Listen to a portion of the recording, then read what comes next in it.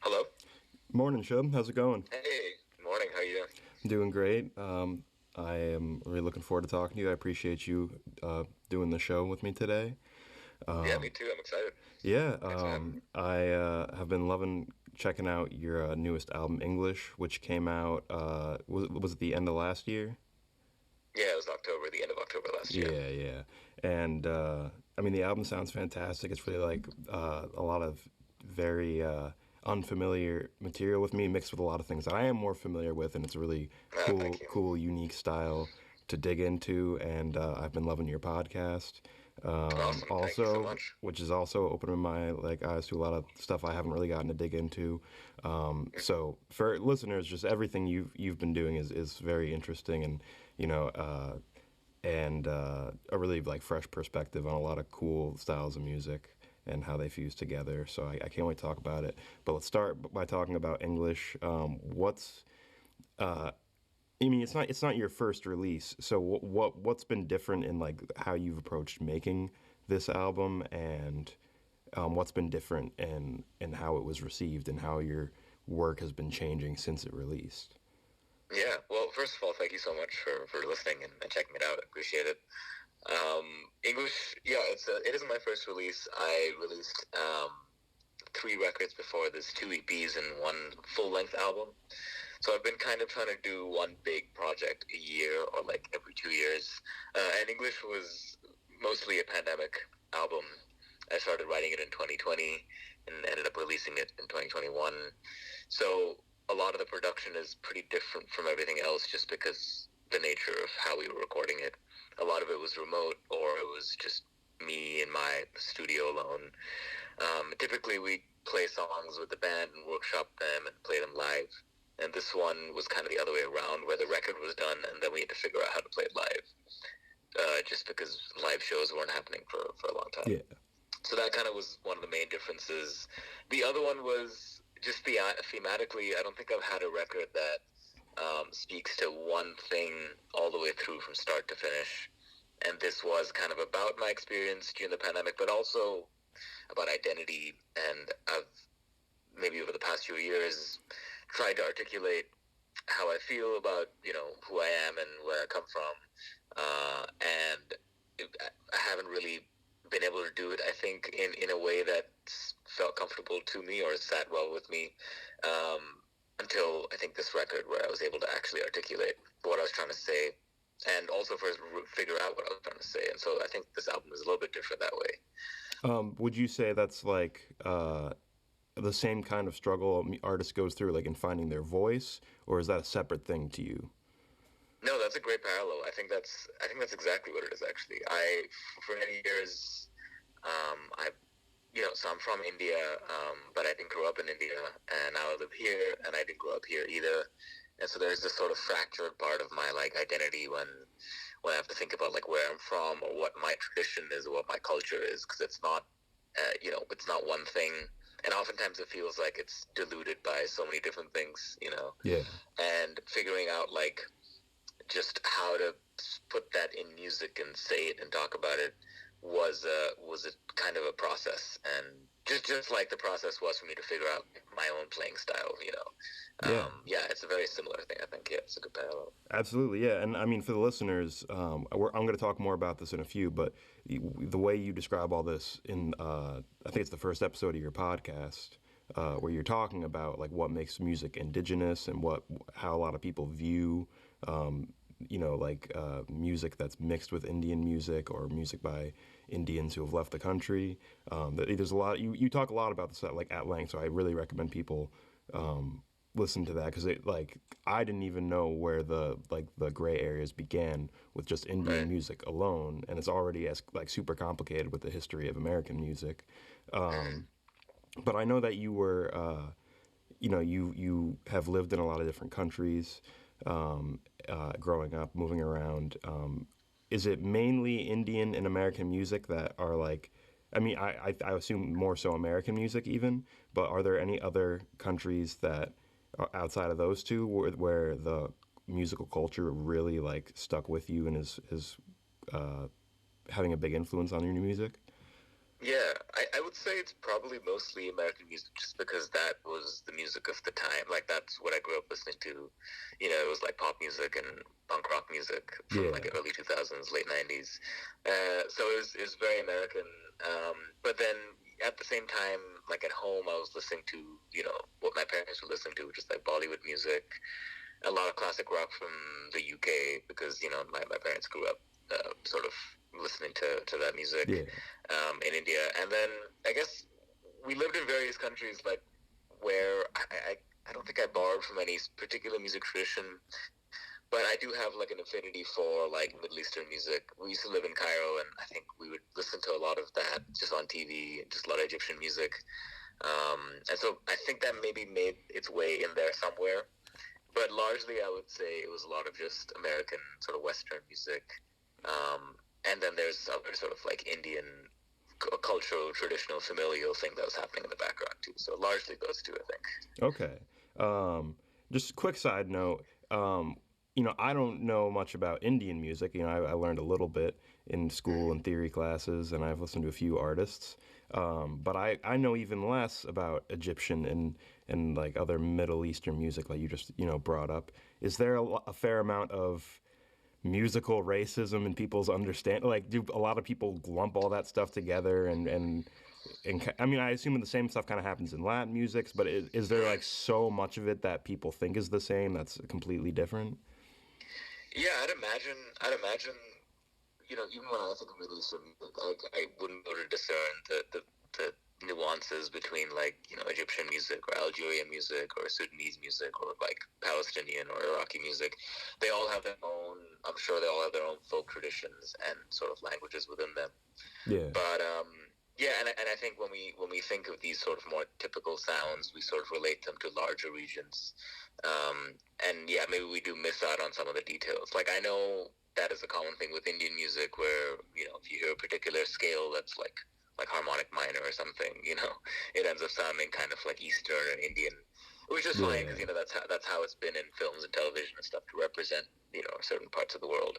But there are a lot more nuances just within regions. Like I can really speak on India, where it's just from state to state or region to region, or the, like language to language, there's so many differences within just how music is made. And of course there's the two larger classical schools, which is the Carnatic and Hindustani schools, which are also vastly different. They have different rules and different ways of describing music and negotiating with notes. So there are a lot of nuances. I would imagine those nuances are also present in every other culture, that sometimes I think we tend to gloss over maybe a little bit. Yeah, absolutely. I wasn't sure if you get any like particular comments where people are like talking about a different style when they're trying to talk about like something you made, and they're talking about something different, and you're like, well, you're completely missing the point. But, like I just imagine like when people start talking about those things, there's a lot of about that a lot of that kind of stuff, because doing like jazz gigs or standards gigs, or just like any kind of gig where people are hitting a lot of different styles and calling music. I feel like a lot of people talk about Latin styles in a way Yeah. where it's like the legit guys are like, oh, play a merengue like that, like, or play partido alto, and they know all the different styles. But most people, myself included, don't have the historical like cultural knowledge to even tell like the subtle differences between all these styles. So, Right, and like it's impossible for any one person to know sort of everything about all the various styles. I don't think I've gotten anything that has been you know problematic or offensive or anything. I think it's mostly just been maybe a difficulty in trying to place where things are from. And the funny thing is, I myself have a difficult time placing where things are from. I think if I had an expertise in a particular tradition of Indian music, it would maybe present more of a difficulty in that. Just like when people try to describe jazz, I think if you come from a very strong tradition of swing or bebop, and people try to name things as jazz, it gets more complicated. But I find myself in this sort of like jack of all trades kind of thing, where I know a little bit about a lot of things and I don't have mastery over one specific thing. So I actually am guilty of a lot of the things that you're saying. So I when people say that to me, I don't necessarily find it problematic or difficult, just because I myself don't know enough about one thing to be able to sort of have expertise in one thing. Yeah, yeah, So I'm a absolutely. little bit of a mutt myself. Like I Yeah. grew up playing punk rock, and now I kind of dabble in jazz and kind of indie music, and it's all just a little bit of a weird mixture. Yeah, well, I do want to talk about punk rock in a second, Yeah. but while we're on the topic of, jazz is a term that has its own, different people have their own feelings about it. Yeah. Particularly, I think of like Nicholas Payton as someone who talks a lot about how, uh, legendary artists like Miles Davis or Charles Mingus or Gary Bartz or whoever have kind of eschewed the term and not necessarily thought it was representative of what they've done. Do you have a particular feeling about the word jazz, or um, do you just not think about it as much because you don't because you because of your mutt style, as you were saying, is just Yeah. your mind is elsewhere. No, it's interesting. I think about it a lot actually, and I have a lot of conversations with other musicians about it, where the musical community that I think I fall into is related to jazz, or at least is jazz adjacent. And when we are promoting our music, there is the jazz label. There's like a hyphen there. It's like a jazz fusion, or it's something jazz, or jazz rock, or however else you want to call it. Yeah. But the term is grown to encompass sort of almost everything and anything.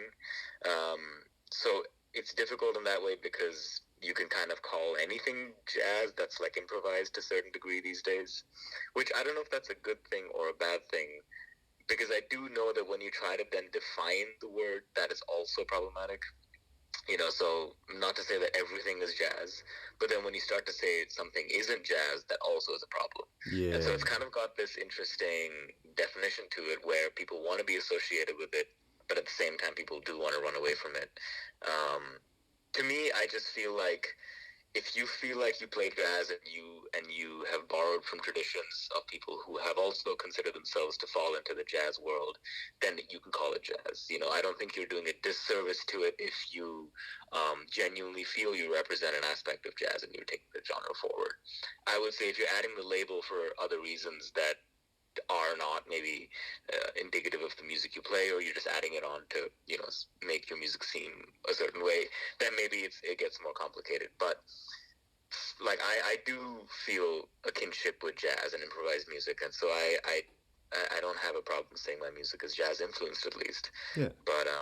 But yeah, it's a tricky word and a good question because I talk about that a lot actually, and I think about that a ton. Yeah, that makes sense. I mean, it's like the people you interviewed on your podcast about Indian music and its relationship with other cultures. It's everyone kind of has their own take on it, especially the Exactly. musicians who are playing it. So Exactly. Yeah. that's a very cool take. It's very I like hearing your opinion on it.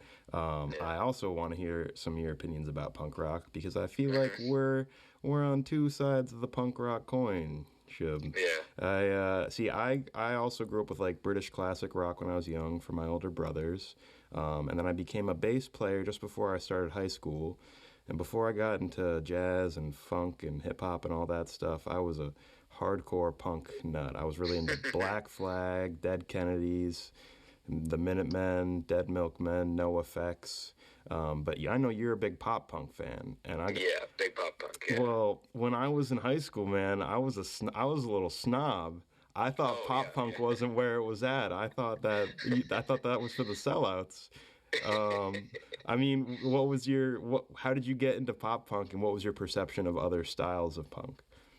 Yeah, it's interesting. All the pop punk musicians that I loved grew up listening to actual punk.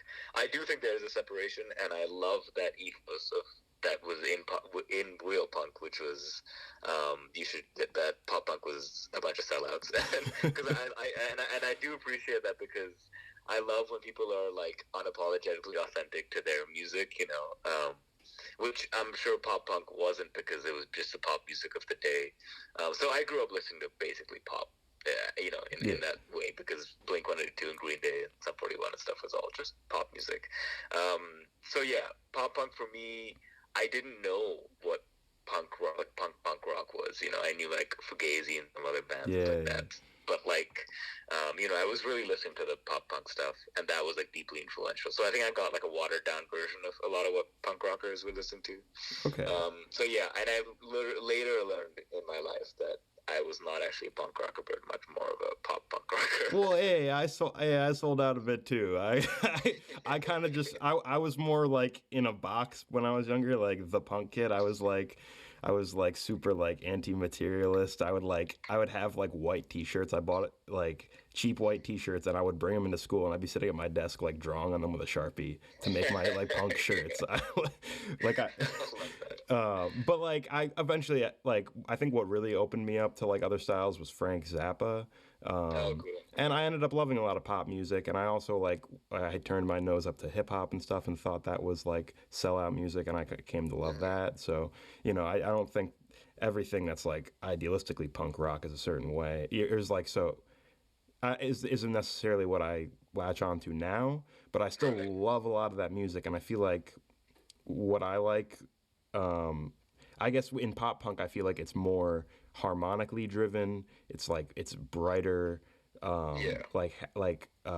prettier harmonies. I feel like, whereas punk or what the punk I liked was more uh, like more like I guess funky, but more like aggressive and Definitely. rhythmically driven, but like still kind of sloppy. I don't know. Like I don't know what it was, but I always thought it was more of a rhythmic thing, whereas pop punk was more of a harmonic thing. And I don't know. Is it that? That's a really good actually. That is exactly it. I've been thinking about that a lot too. I think like I grew up listening to music that was simple harmony, but really like lush and pretty harmony, even though it was like rock music technically. And the production quality was obviously like just record label like big record label production quality as opposed to the punk rock, which is like way less of a production. And it was trying to synthesize basically like five people in a room. Yeah, But like a Blink one, like the self-titled Blink album was like a huge production. It was like a lot of like synths and stuff like that. yeah. And I So love that stuff now. Those guys are all yeah, fantastic musicians. It's just like a very yeah, different sound. 100%, 100%, yeah, definitely. It was a very different sound. Yeah, most definitely. Did you ever get into guys like NoFX? Or, Yeah, when I was like, because I would kind of just, it would kind of be like a branch where I'd like listen to something or like listen to like Sum 41, get really into like, the drummer or the guitar player and listen to their like, they had like all these friends within the scene and then you kind of find it to like get into these like smaller bands like NoFX, or not smaller, I'm sorry, like more like punkier bands I'm like not gonna get NoFX. offended. Or like like Mark Hoppus's like biggest influence was like Fugazi, and so I would listen to Oh like yeah, Fugazi a bunch because of that. So it kind of like was a little bit of a tree where I would start with like Blink and then go from like to something else. Um, yeah, that's kind of what would end up happening. But really, I spent a lot of time on just like the pop punky ones. okay. That was what my world was for a long time. Yeah, and do you so like for me vocally, I don't like screaming. I'm not big into metal. I specifically kind of like yelling, like I said, like Black Flag, Dead Yeah. Kennedys. I like NoFX, but I wouldn't say it's like straight up my alley. I mean, do you really like that pop punk style? I feel like it's like that purer, more like like you know what I mean? Like how would you describe pop punk vocals? I think yeah, like way more sing-songy, way more kind of just apt for the radio. Yeah. And there's nothing too offensive about like yelling or not even yelling, but it was like really perfectly in tune.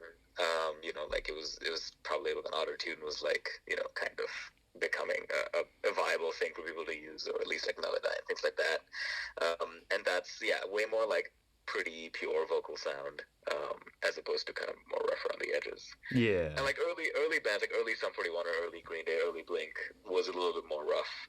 But by the time they had like really big commercial success, they really rounded out their sound. Yeah, see, I like that early stuff. I like Dookie. Yeah. I like Dookie, man. I'm listening to Yeah, Green I Day. know. Yeah, yeah. Especially just listening to "Damn It," and like that record of Blink, that like pre Dude Ranch, where they Yeah, had the other drummer, not Travis Barker, but yeah, that was those records are really rough around the edges. Like the guitars are like completely out of time, and yeah, like there was a specialness about that for sure.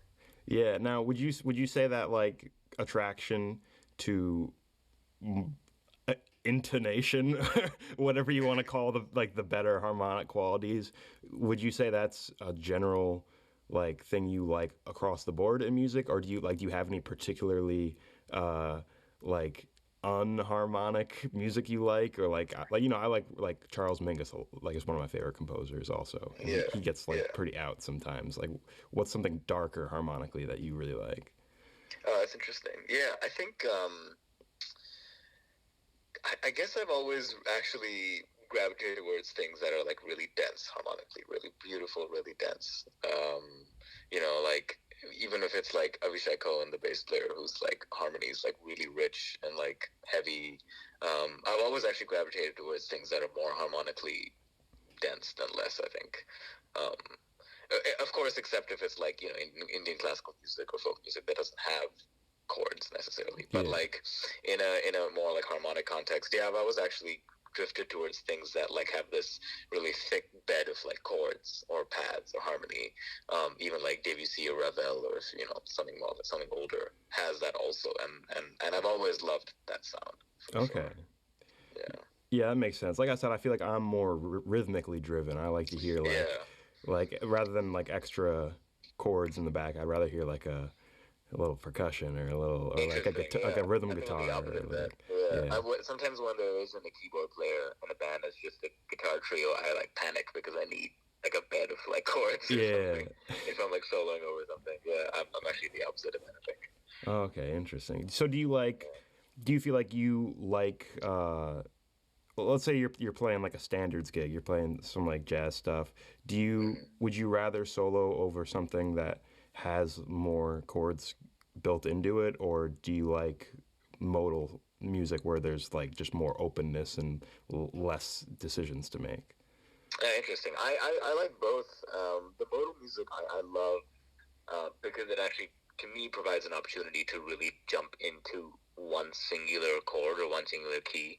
So I love modal music, but with, of course, like a huge like wash of a sound or a pad or a chord or a scale. Yeah. Um, and the same thing in a standards gig. Like I love playing standards when there are chords being played, so you can really like feel the harmony and hear the notes you're playing against the harmony.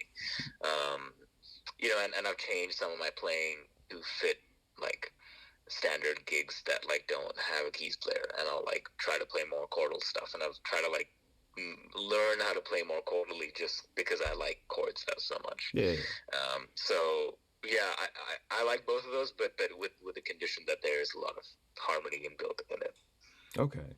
Um, now, oh, I just had a good question. I lost it. Mm. um, well, That's funny too. yeah, it's so easy for me to just like try to jump onto another topic. Um, but one of the last things I wanted to touch on was some more about your podcast. Yeah, It's fantastic from what I've listened to so far. thank That you. you started just a few months ago. Uh, also at the end of last year, right? Yeah, yeah, exactly. Kind of in conjunction with the record coming out. um, I don't know. It feels like a mix of formats. Like you do some interviewing of people, and in your first episode Mm. about what makes music indigenous. You talk a lot about. Um, it almost feels just like a piece on how people related to Indian music view that as a concept, Yeah, and it almost reminds me a little bit of like if John Oliver was right. a musician who was versed in a lot of different styles. Do you have any like big influences in particular that led you to do the show in the current format? Oh, that's a good question. I haven't really thought about that. I guess I started listening to, well, the first couple of episodes of the podcast are sort of me figuring out how to make a podcast. Almost, it's like I interviewed, I think it was like 17 Indian and Indian origin musicians, and then try to piece a narrative through the interviews. So I kind of just bunched them up into themes, and then kind of had to like weave a theme through them. But then while I was working my podcast, I started listening to a lot of other podcasts, which I actually didn't do before.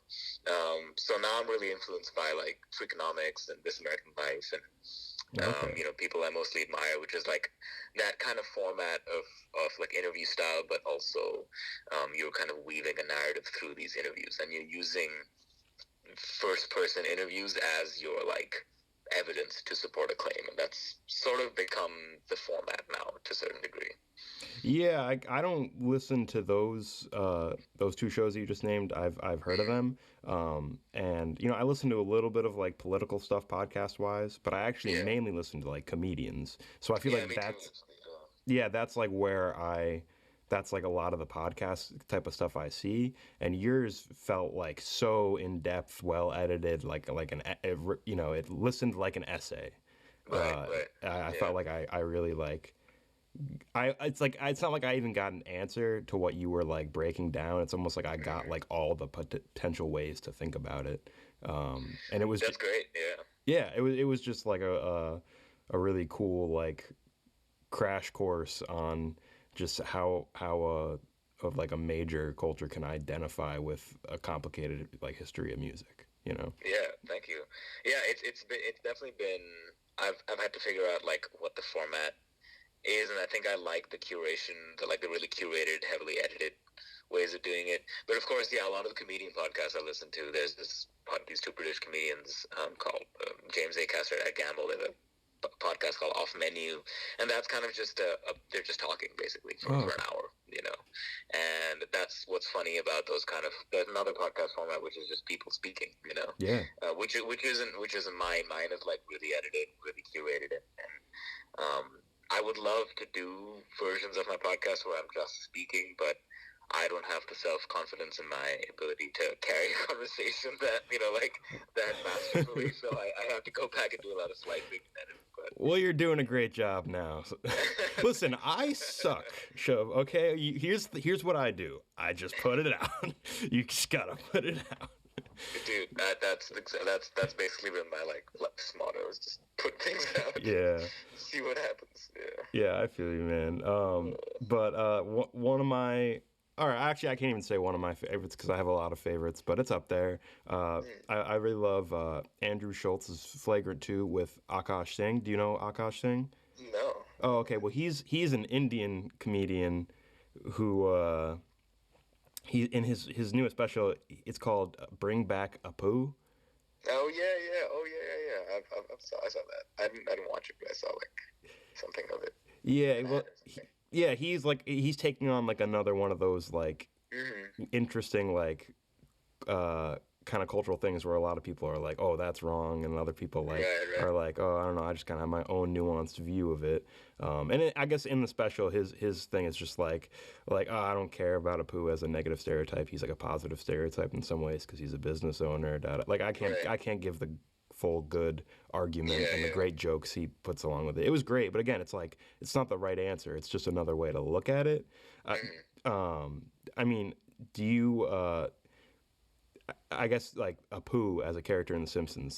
Did you ever have like a certain feeling about that, or was that always just kind of like a background thing to you? It was kind of a background thing for me, but I didn't actively think about it as a negative or a positive. I mean, he was a funny character, but he was also not played by an Indian person, right? Yeah. I forgot the character's name. Yeah.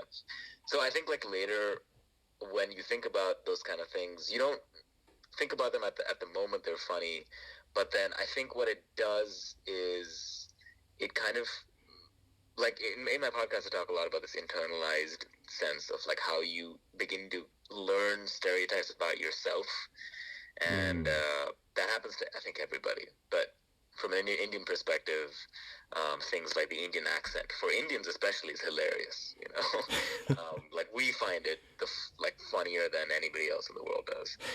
But things like wondering why that is, how that's come to be, and like where you're getting ideas about yourself or learning ideas about yourself. Apu is a funny example of that because I definitely grew up laughing at the Indian accent as a ridiculous thing, even though I had one, I have one. Yeah. Things like that are interesting.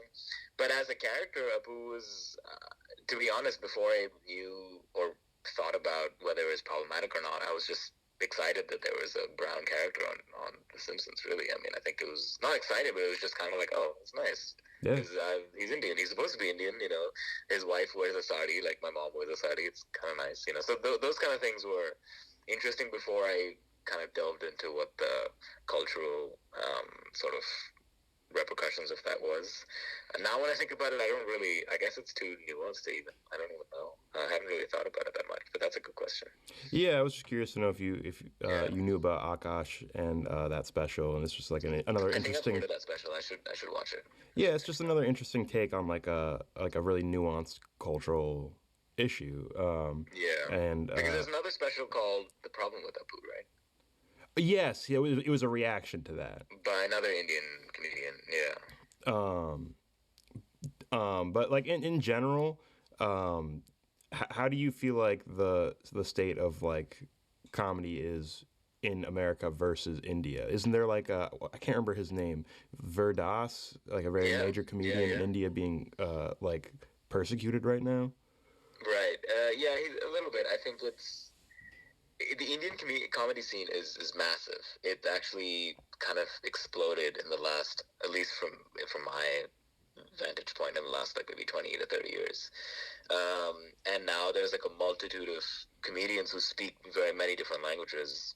The thing about Indian art is language becomes a huge part of it because there's so many, you know, um, many languages in India, over 60 national, like large languages and the many dialects Oh wow.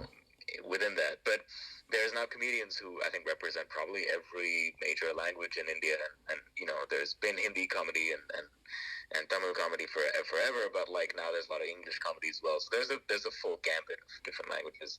So that's been really incredible to see. There has been pushback depending on the content of comedy. Um, and I would imagine that's probably present just because it's a massive country with like many different divergent views, political views, and things like that. So yeah, it's always sad when I think people are forced to can't like shut things down because of certain things. But I think a healthy amount of disagreement or agreement is naturally gonna, I think, occur in any Yeah. like large country. I don't know enough about the pushback specifically with that special, but I did watch it, and I guess the fact that I watched it means it's out there Yeah. and people are able to access it. Yeah. Um, yeah, well, it's just another, I guess, cool thing to kind of see how people view because I do a little bit of stand up comedy, not the same way I do music. Oh, I'm a nice. musician, not a stand up comedian, but I go to open mics and stuff, and I Oh, that's do it. And awesome. I'm a big fan of comedy, so just like it's cool to see all the different ways I can kind of break down music and how the music is. I guess conceptualized is cool to hear about, just like someone else's perception of comedy. So Yeah. um, I don't know. It's this has been a very great interview. Thanks. Yeah, it's I been fun. love doing the research for it. The new album's fantastic. I do got to wrap Thanks, up, man. but can you just tell everyone quick where they should look online for your stuff, and if you got any other major dates to plug?